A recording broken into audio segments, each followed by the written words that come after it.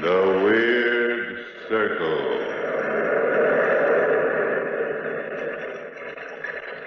In this cave by the restless sea, we are met to call from out the past stories strange and weird. Phantoms of a world gone by speak again the immortal tale. Narrative of Arthur Gordon Pym.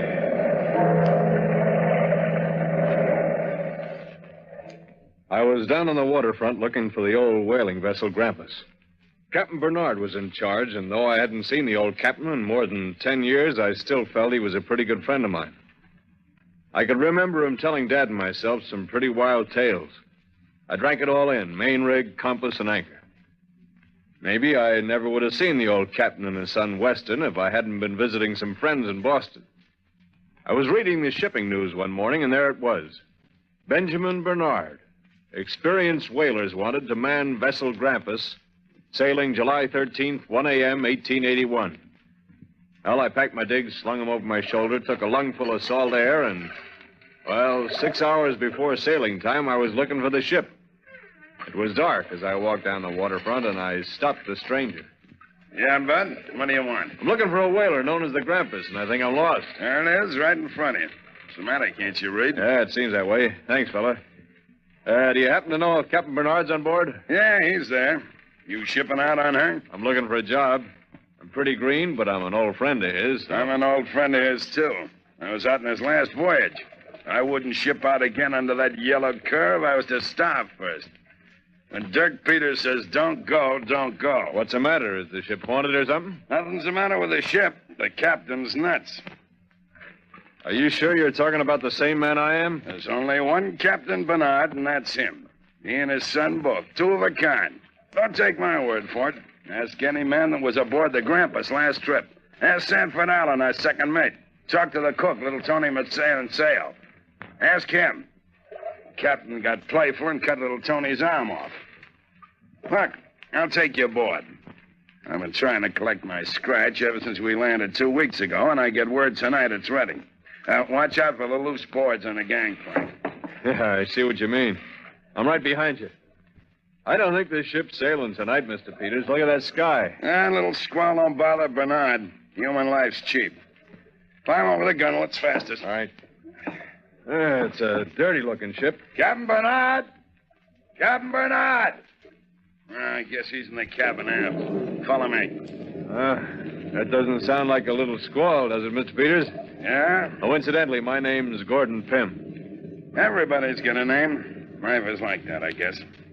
Now we get on the passageway here. Captain Bernard, All right, men. Take Mr. Peters and his friend and put them in irons. What's this? You dirty swine, you double-crosser! Down the gap, Peters. Take them down to the hold until we sail. Then we'll see what you have to say, Mr. Peters. We're being shanghaied, Mr. Pym. Shanghaied!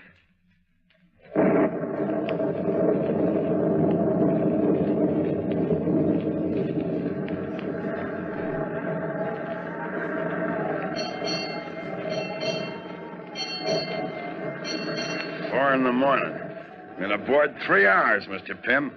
Your friend, the captain, ought to come below any minute with a pep talk, now that we're too far at sea to swim back. Wait a minute. Allen. Sanford Allen. Is that you in the corner? Yeah.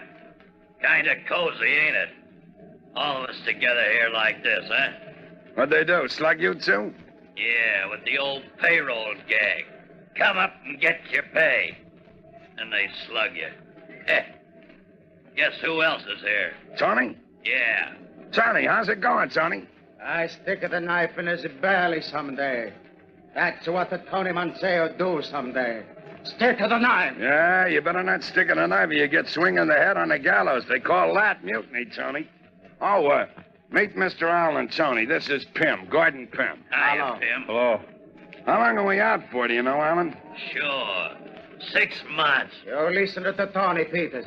Listen to Tony. We stick together this time, you know? He cut off my arm. Someday I cut off his head. Shut up. It's a lot of gab. That's life, I guess. The captain says for you to go on deck. Well, if it ain't the kid. What you doing aboard ship, Weston? Playing sailor? Mr. Peters, I didn't know that... I'm sorry that... Sorry. He's sorry. You didn't know that we was going to get shanghaied when you come down and tell us the payroll's made out? You lying, sniveling yellow pig. Well, honestly, Forget it. You're in the same boat. Oh, here's a friend of yours, Weston. At least, that's what he says. Friend of mine? I have no friends. No friends at all. Watch out, Mr. Manceo. Don't touch me. I'll not touch you. I don't want to get my hands dirty. We don't want no dirt in our food, huh, Tony? I can't help what Father does. I never wanted to be a sailor anyway. You know that, Mr. Peters. You know that. I hate the sea. Hate the doggone thing. I'll leave the kid alone. Come on, Alan, before the captain begins to howl like a bull. Hello, Weston. You don't remember me, do you? No, I don't. The name's Gordon Pym. I used to live next door to you in Nantucket 10 years ago. You remember? Gordon. How did you get here? I came aboard looking for a job, and I got one, but not the kind I'm looking for. Well, I hadn't any idea, Gordon. Gordon, wait till you see Father. Wait. He's so changed. All of us are so changed. You'll see.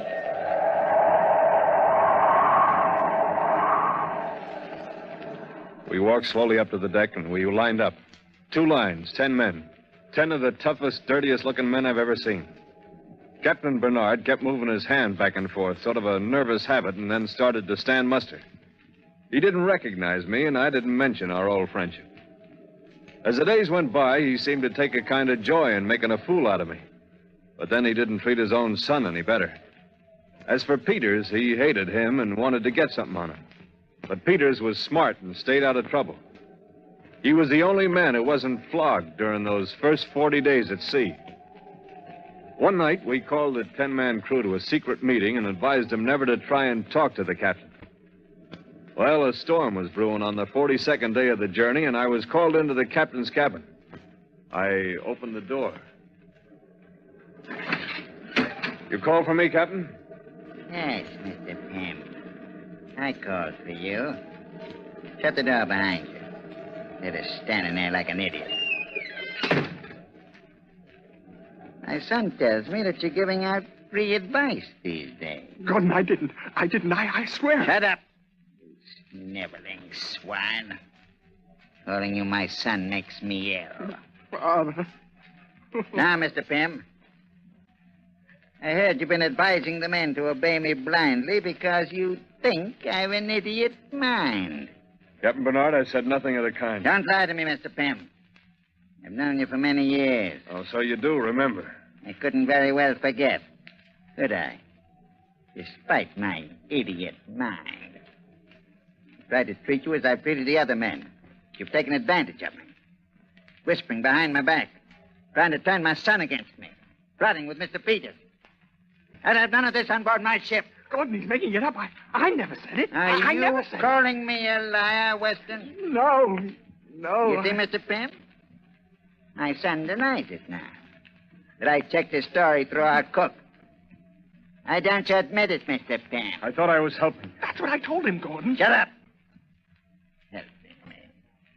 Since when have I asked for your help? Answer me, Mr. Pym. Answer me. Well, you didn't, sir, but... But what? What did Mr. Peters say to you about my idiot mind?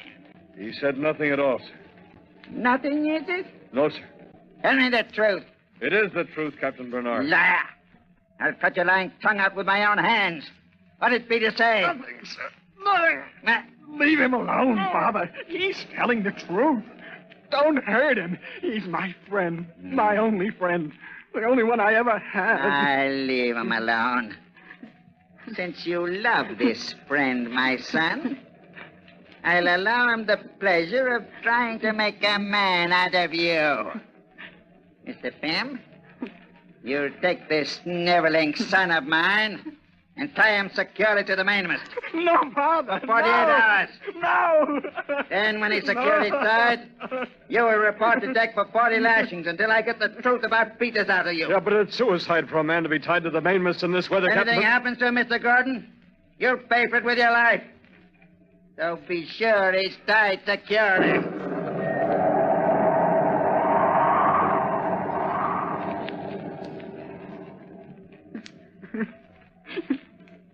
Those were the captain's orders, and we obeyed him.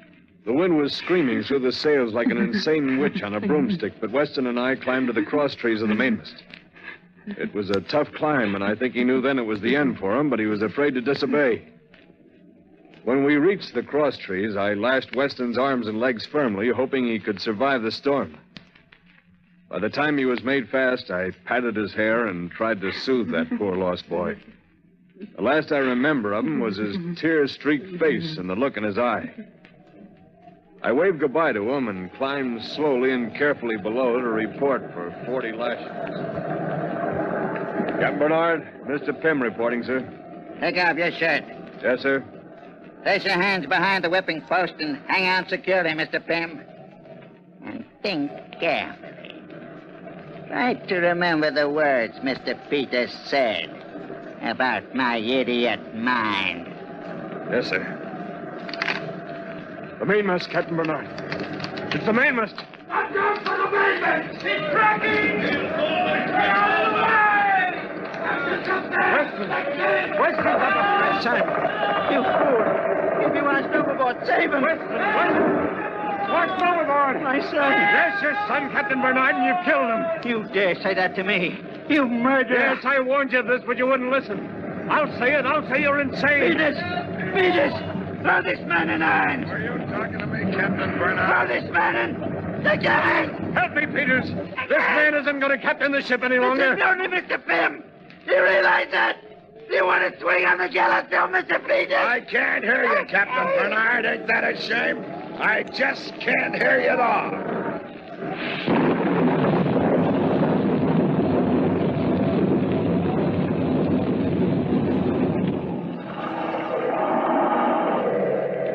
You'll swing with it. Ah, shut up. Here, I'll tie this gag around your mouth and keep you quiet. Crew's coming topside. Storm's let up for a little while, and the course is set. Do they know, Gordon? I thought we'd tell them when they got here. We gotta work fast. This calm ain't gonna last, and we won't be able to steer no course at all with the mainmast gone. What's this special meeting about? Look, Alan. Look at the captain. Peter. Look at him. Did you? Yes, Mr. Allen, it's a mutiny. Are you with me? I cut his head off, no? Shut up, Tony. I ain't getting mixed up in no mutiny. Is this your idea, Gordon? Yeah, that's my idea, all of it. If any man swings around here, it'll be me, so listen to me. You should have asked us, Gordon. We don't like getting dragged into something like this. Now listen to me, man. Nobody will swing for this if you use your heads. Nobody has to know this is mutiny. So, he's right. We'll kill the captain. Turn him until cut his head off. And then we say he chooses to die, no? No, Tony. We can make this look like a shipwreck. The captain gets put in a lifeboat and set adrift. No, Tony, cut his head off. Shut up, Tony. Go on, Gordon. And we all know the captain's nuts. In 2 or 3 days alone on the ocean, he'll be a babbling idiot. Idiots don't talk sense even if they're found. And even if he is found, he'll look like a shipwreck victim. What about the boat? We're going to scuttle her. Get off in lifeboats when we're near land. Within 2 days, we'll be 10 miles off Cape True. We can row to safety, and it'll be up to you men to keep quiet. Now, are you with me, men? We're with you. We're with you. All right, let's go. And work fast, you monkeys, because we're in for a whale of a blow tonight.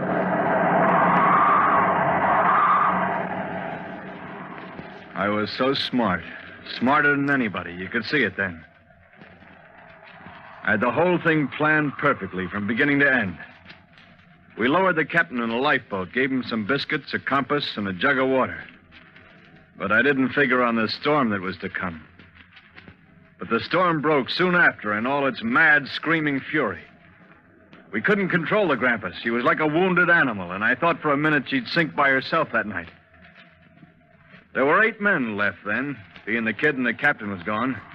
We had to lash ourselves to the deck to keep from being swept overboard. But during the night, 4 of the men were lost. It seemed to me that the ocean was fighting back the mutiny. Water poured into the ship. The entire belly of the ship was waterlogged, and only the top deck was riding above the ocean. There were 3 lifeboats on the Grampus before the storm, but we lost them during the night. And then, toward morning, Alan screamed out... You blasted fool, Gordon. We can't scuttle the ship even if we want to now. What do you mean we can't scuttle it? It didn't sink, did it, Mr. Peters? Ah, shut The up. hold of this boat is filled with empty oil casks, isn't it, Mr. Peters? Yes, Alan. I forgot about that. Well, what's the difference? Difference? You landlubber. Them empty oil casks is full of air. They'll act like a balloon and keep this rotten whaler from sinking. Is that true, Mr. Peters? Yeah, it's true. Well, we can set the ship on fire. What good will that do us? We're burnt alive. Hollyman say don't set the ship on fire. There's no lifeboat. Yes, Trap. Ah, shut up, Wally, and let me think.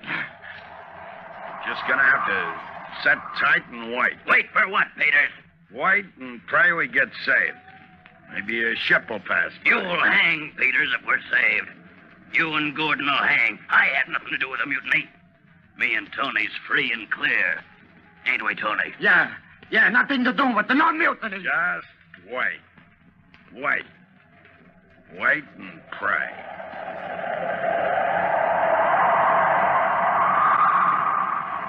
We did wait and pray. Waited for 13 horrible days without food or water. 13 days. And then one morning, Alan began to complain as usual. So thirsty. So thirsty. How many of us are left, Gordon? It's not light yet, Peters. I don't know. How do you feel, Gordon? I'm not sure. Take it easy, kid. The sun will come up shortly. Alan. Yeah. Where's little Tony? Tony. He isn't around. Listen to me, both of you. There's just 3 of us left. None of us can last very long floating around on a derelict ship. None of us. But there's a chance. There's always a chance we can be saved. If we can last.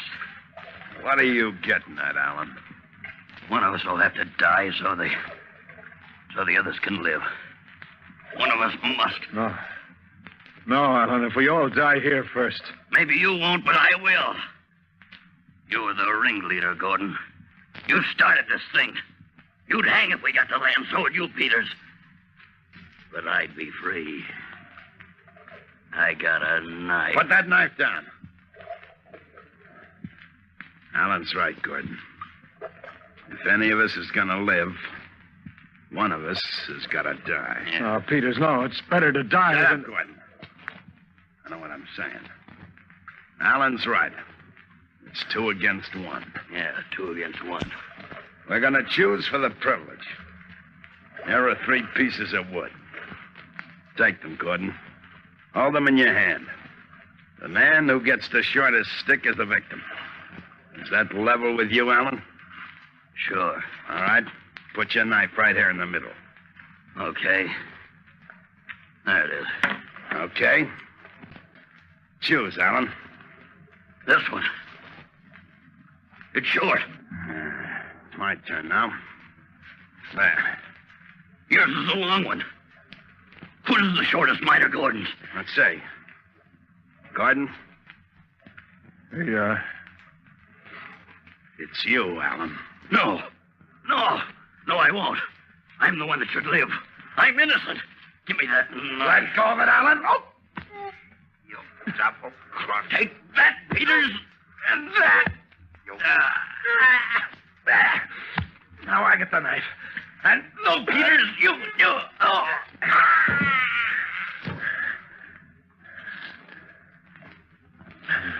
dead, Peters. Yeah. Peters. What's the matter with you? You all right? I'll be all right. Hound. Always double-cross. Alan wounded you badly, Peters. I'll get some salt water and wash the blood off you. That'll keep the wound clean. It's too deep, Gordon.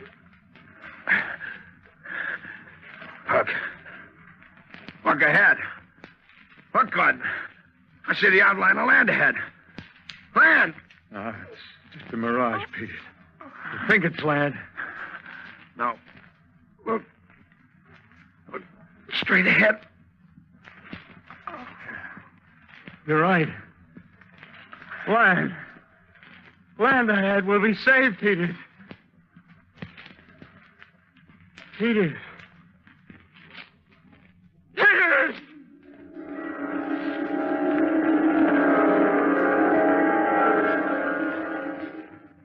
But Peters was dead. Peters and Allen lay side by side. I climbed over the gunwale of that ship and started for land. I don't know how I ever made it. I couldn't swim 4 miles in good condition, yet I swam 4 miles after 13 days of no food or water. I climbed out of the water, wet and tired, and fell exhausted on the beach. I don't remember what happened after that. I was in a native village of some sort, I knew, and some native women had taken me in and cared for me until I was well. They thought I'd been shipwrecked.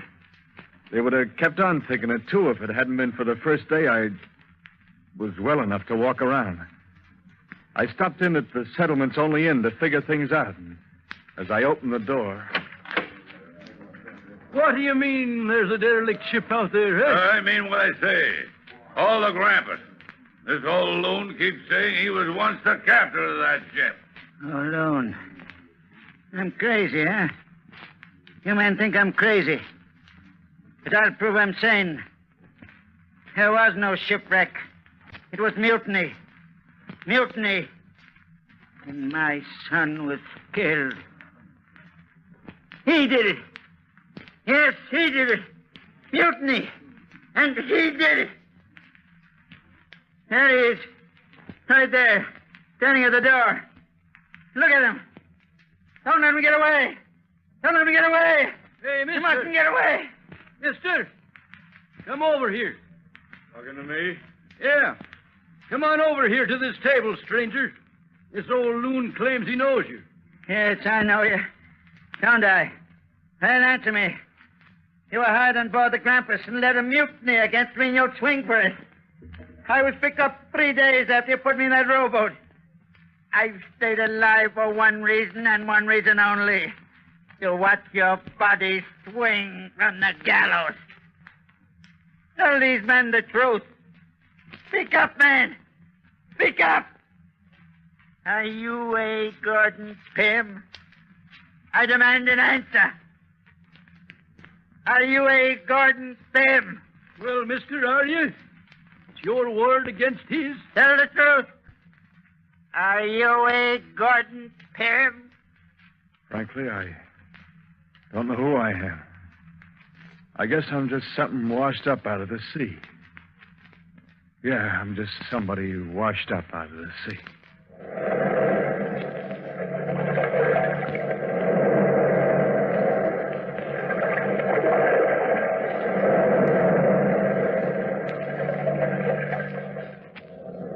From the time-worn pages of the past, we have heard narrative of Arthur Gordon Pym. Bellkeeper, toll the bell.